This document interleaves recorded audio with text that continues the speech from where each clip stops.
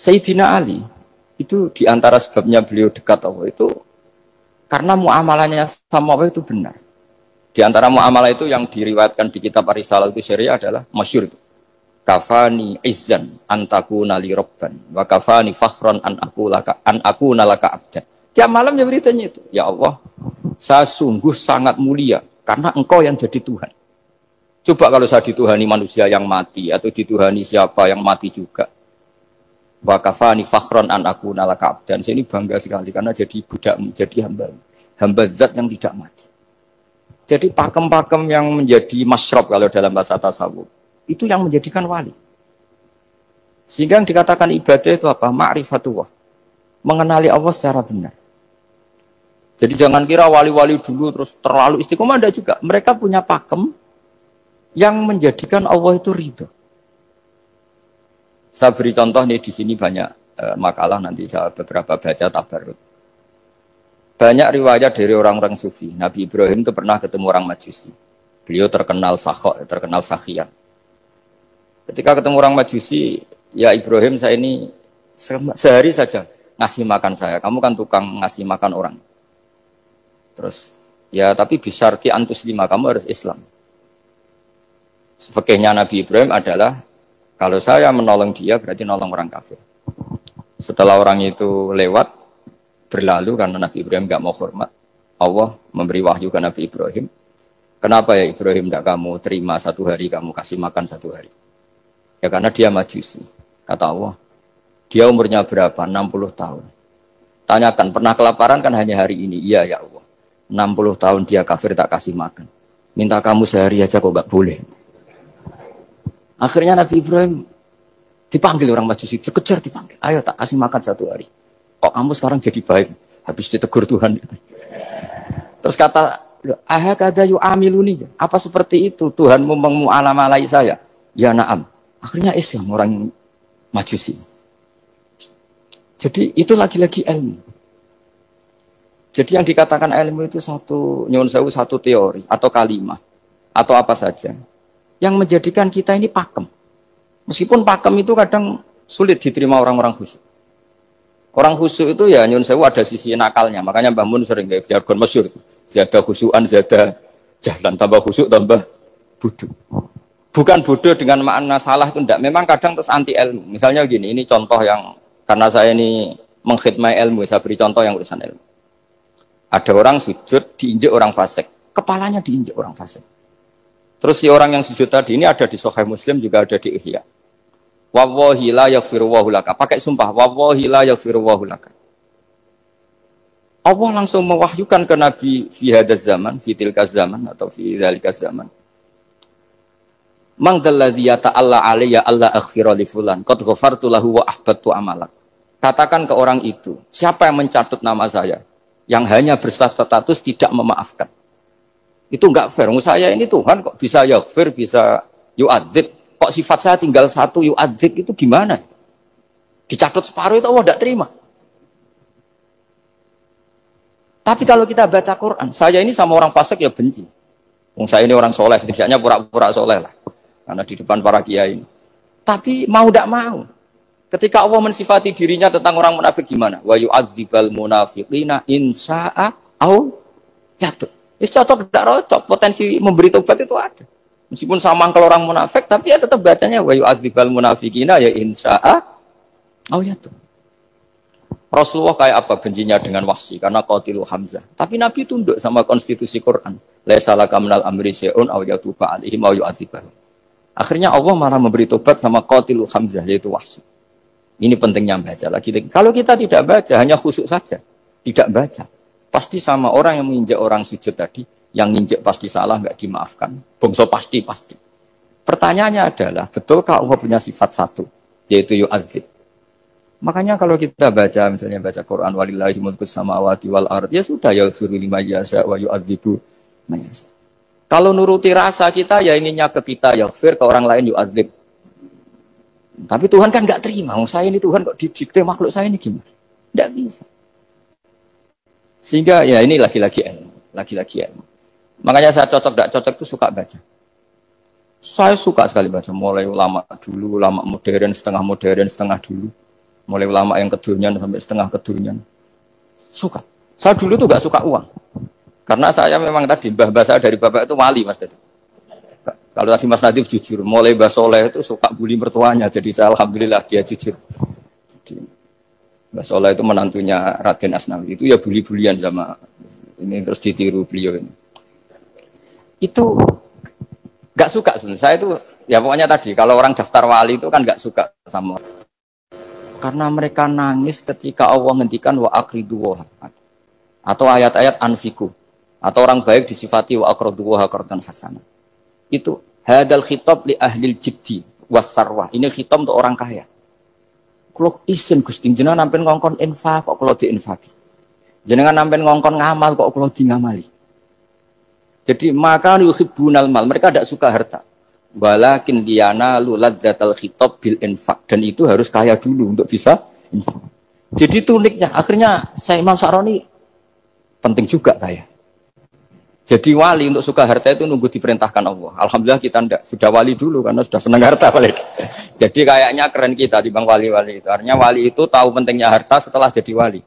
Kita alhamdulillah mulai kecil sudah tahu pentingnya harta. Kayaknya kita lebih wali. Imam Syafi'i itu dulu gak suka sama orang kaya. Saya berkali-kali ceritain. Karena dia dididik Sufyan As-Sawri, Sufyan bin Uyainah. Tapi ketika ketemu Imam Malik itu kaya raya. Meskipun dia hidupnya sederhana, tapi kaya raya.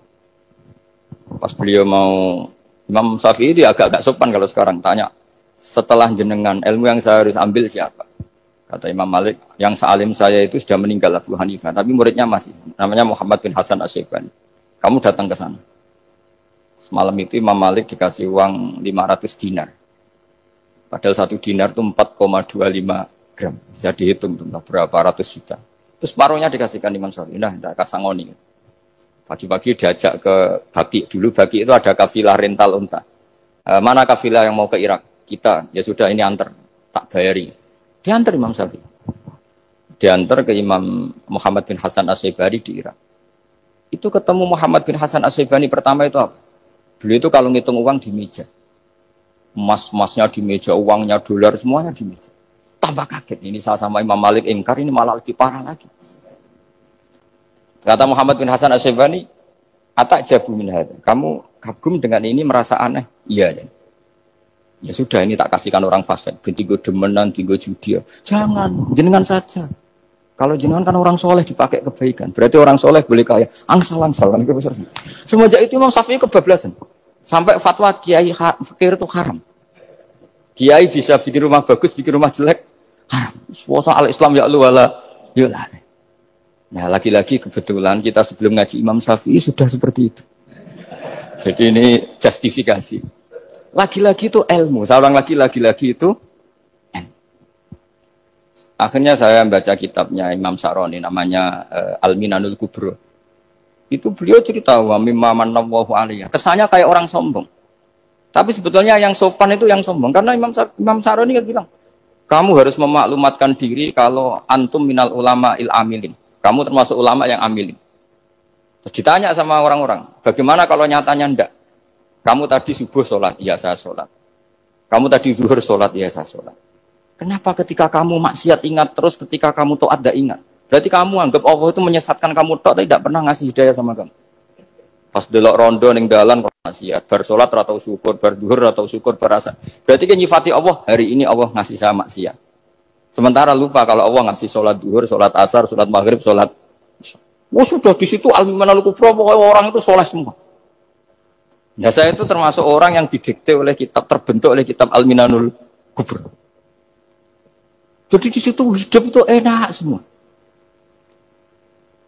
Makanya saya itu masih ingat dialeknya dua orang alim.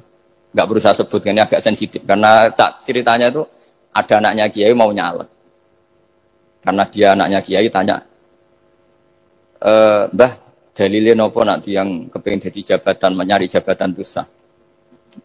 Kalau yang jawab tak sebut nggak apa-apa namanya. Jawabnya Mbah Mun, oleh gak apa-apa. Nabi Yusuf juga boleh jabatan. Terus beliau baca qalat anni ala khuzainil ardi inni khafifun alim. Nabi Yusuf juga boleh jabatan ya Rabb. Di debat sama orang alim. Itu Nabi Yusuf syariatnya itu mansukhoh bi syariati Rasulullah Muhammad sallallahu alaihi wasallam. Setelah tamunya pulang, Mbah Mun dibantah gitu. Dari Mbah Mun gini bilang, anut kiai wae oleh pemenang anut nabi. Sama ingat kalimatnya. Anut kiai wae oleh pemenang anut. Artinya Nabi Yusuf kan minta jabatan ij'alni ala khazainil ard. Jadi akhirnya semenjak itu fikih-fikih ilmu tadi saya ulang lagi. Akhirnya saya cari, termasuk saya disuruh bangun.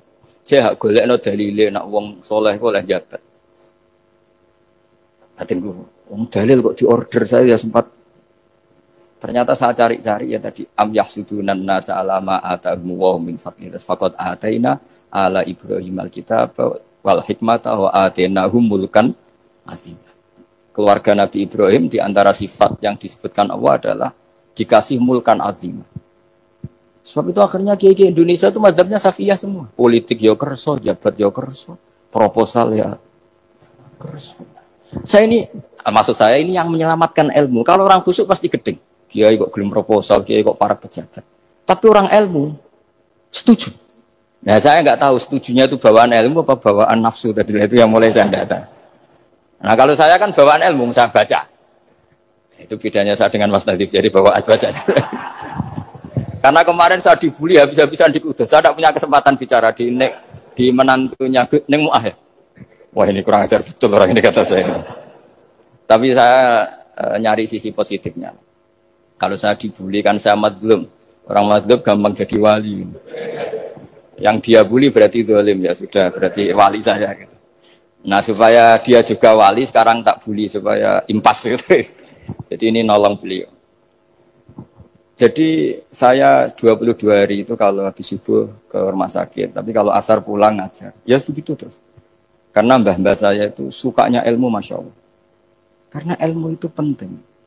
Apapun pakemnya para wali itu kalau diingatkan secara ilmu itu terus kayak runtuh. Saya berkali-kali mencontohkan. Dan itu valid, data itu valid. Sufyan bin Uyainah itu orang yang khusyuknya Masya Allah. Gurunya Imam Syafi'i, gurunya Imam Malik.